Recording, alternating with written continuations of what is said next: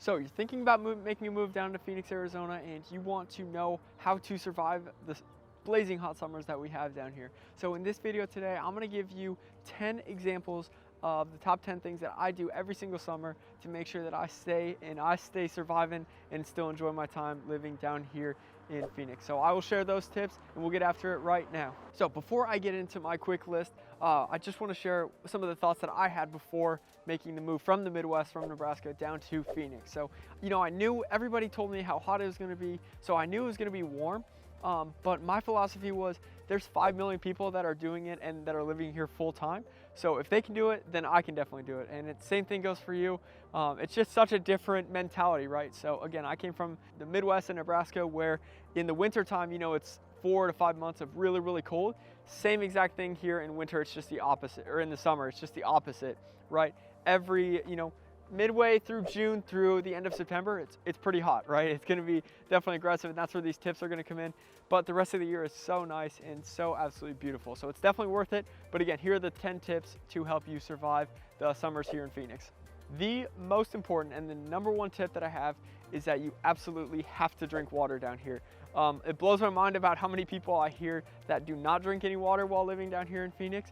And it's a huge part of how I survive every summer. So, I truly believe in drinking a ton of water. I think it just overall helps, your body's 70% water, right? So you need to drink water, but even just living, going from your car to the office or to the whatever you do for work, it's just very, very important to drink as much water as possible. I try to target as much as my body weight.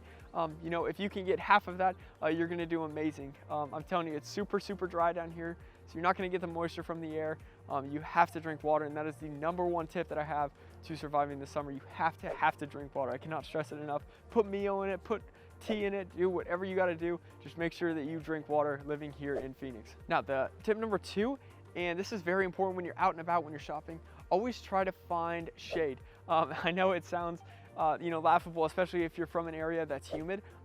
Shade down here is an absolute premium. If you can find shade, it lowers the temperature by about 15 to 20 degrees, so it makes a huge difference in your car as well. You really want to focus on which direction you park. So if you are, in the afternoon, you want to make sure that your car is facing like north or east. Almost every car has a compass, so really pay attention to that. I always try to park my car facing north or east, as well as you always want to, make sure that the backside of your car in the sun, because usually your windows are tinted back there and it just helps keep your car a little bit cooler. A couple other things that I do when I'm parking and I'm going out and about in the middle of summer is that I always have, I bought a shade protector for the front screen. These things are $10 at Walmart. Honestly, it's actually been pretty good for only being $10, but it makes a huge difference in the car. It really does keep it a lot cooler. If you keep the windows up and you don't have any of this, your car can get to 150, 160 degrees when you first open it up. So if you take some of these tips, it'll really help cool it down.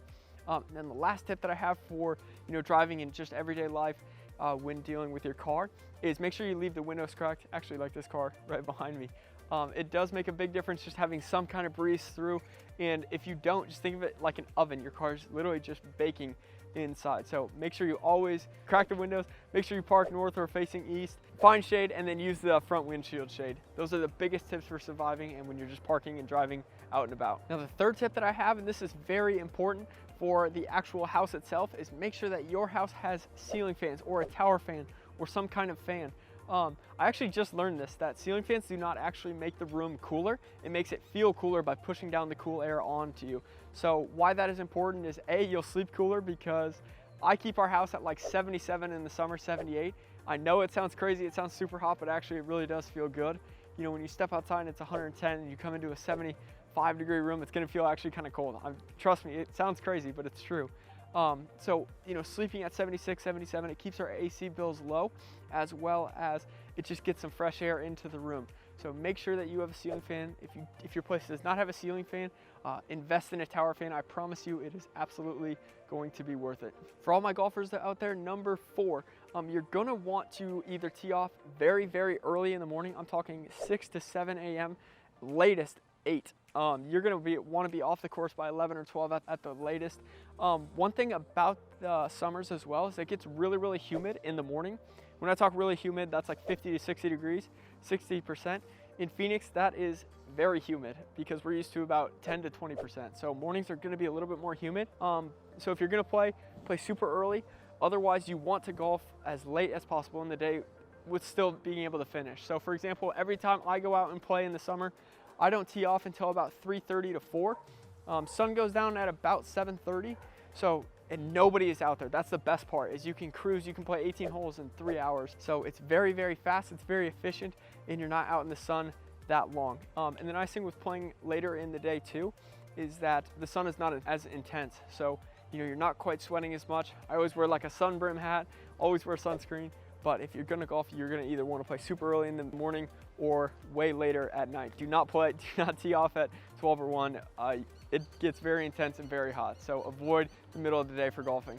All right, now tip number 5. This one might be a little controversial for some, but I just recommend, from the months of, we'll call it June through the end of September, honestly, just skip hiking in general in Phoenix. And if you are gonna go hiking, I recommend going super, super early in the morning. It can be very, very, very dangerous, very costly, and very deadly if you are out hiking at 10 or 11, in the morning, in the middle of July or in the middle of August. It's a danger to the public service people, the firefighters that have to go up on the mountains and rescue people. So I recommend just skip hiking in general during that time of year. If you love to hike, there's gonna be better spots. Go up to Payson, go up to Show Low, where it's a little bit cooler, and I'm talking like 30 degrees cooler.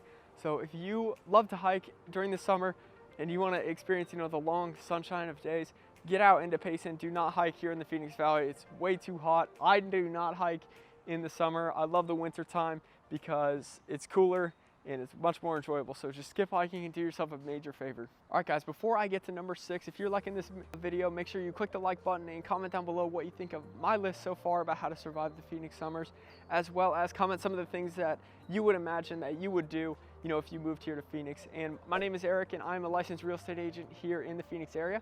And I get calls and texts from people just like you that are thinking about making their move to the Phoenix area every single day. So if you're moving tomorrow, or if you're moving in 6 months through a year, feel free to reach out to us, send us a quick text, give us a call, or hit us up via email if that is your preferred method of communication, and we will help you with a smooth transition here to the beautiful, not so sunny today, but normally sunny Phoenix Valley. So without further ado, my number 6 tip is you got to take weekend trips to get out of the heat. My wife and I, we try to go at least every 3 weeks or once a month just to get out of Phoenix. Just get out, go into Payson, go up to Flagstaff. Sedona's still it's a little hot. Go up to the Midwest. Just try to do anything you can just to get out. It's such a nice breather that you can, get out, get some cooler air. You literally forget what like 80 degrees feels like in the middle of summer. It sounds crazy, but that's one of the biggest ways that we beat the heat here in the summer, is that we just get out. We take a long weekend. We'll go back to Nebraska. We will go up to Flagstaff and just get out of the heat, because if you don't, the dog days of summer get it can get really overwhelming. Yeah, everything's hot. Everything you touch is hot. So that's one of the ways that we beat the heat, is we just plan either a long weekend trip and we just try to get the heck out of Phoenix for the weekend. Tip number 7, your grandparents may have told you this growing up. I know mine did. My dad always tells me, just anytime that you're out in the sun, I always recommend just throw on a hat. Even if you're, just going for a 20 to 30 minute walk, it really does make a huge difference that you don't just have the sun beating down on you. It's 105. I always wear a hat, especially if I'm golfing. But even if I just go to like the grocery store, right? I always make sure that I have a hat. It just protects you, protects the overall head, it protects from skin cancer. That's a big deal down here with how intense the sun is. So I always recommend, even if you're just chilling in the pool, always throw a hat on. That is one of the biggest tips that I have about how I survive here, is I always try to make sure that I'm wearing a hat or some kind of head covering whenever I'm outside in the summer. Now, my 8th tip, and I touched a little bit on this earlier for golfing, but honestly, I just try to avoid being outside in general from about 10 to 3 every day in the summer. It's just, again, it's such a backwards thinking, because in the Midwest, like, you want to be outside all summer long, all day long, but really not down here. During 10 to 3, the sun's at its highest point. The sun's very intense. It's starting to get hot out. The concrete's hot. Just everything is super, super hot during the middle of the day. So I do not recommend being outside from 10 to 3. Now, fortunately, I have a job where I'm inside and outside, and every day I drive past, the construction workers. I am so thankful about the work that they put in and how hard those guys work to make sure that we have everything that we need down here in Phoenix. So everything that you can do, just try to avoid being outside from 10 to 3, 10 to 4-ish in the summer in the middle. It really, really helps, keeps not get overheated, right? I kind of jumbled words there, but it does make a big difference in staying cool all summer long. Number 9 of one of the other ways that you can beat the heat here in the summer is go out, and on the east side, there's the Salt River, and you can just float it. Honestly, we did this, not last summer, but the year before. It made a huge difference. Like, you jump in, it was 105 or 110 outside. So you're like, man, the water's gonna feel like hot. Honestly, the water was freezing. So it was such a big refresher, and it really just does help kind of beat the heat. And it's a really fun thing to do. It's very gentle. So if like to be outdoorsy in the summer and you're tired of being stuck inside when it's nice and sunny outside, just get out, go float the Salt River. It's very affordable to do, and it's just a really fun activity for you or friends or family, just to get out, do something, and just float the river. It's really, really fun. I highly recommend it. So get out and float the Salt River in the summer here. All right, guys, and my final tip about how I stay cool in the summer is just go find a pool. Honestly, it makes a huge difference. Surprisingly, only about 1 in 3 houses down here in Phoenix have pools, which I would have thought it would have been way higher. But honestly, there's a lot of people that do not want pools. We can cover that in another video. But just in general, just stay in pools. It really does help.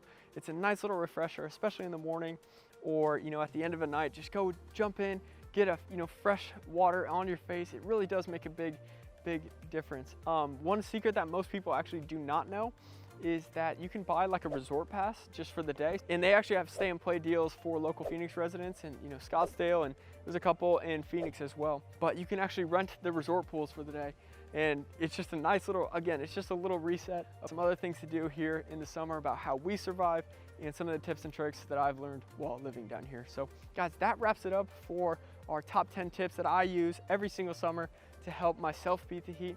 I hope this video was helpful, and again, if it is, make sure you hit the like button, comment down below your thoughts, as well as if you like our channel. We cover everything there is to know about moving to Phoenix, Arizona. So click the subscribe button, and thanks for watching, guys, and we'll talk with you guys soon.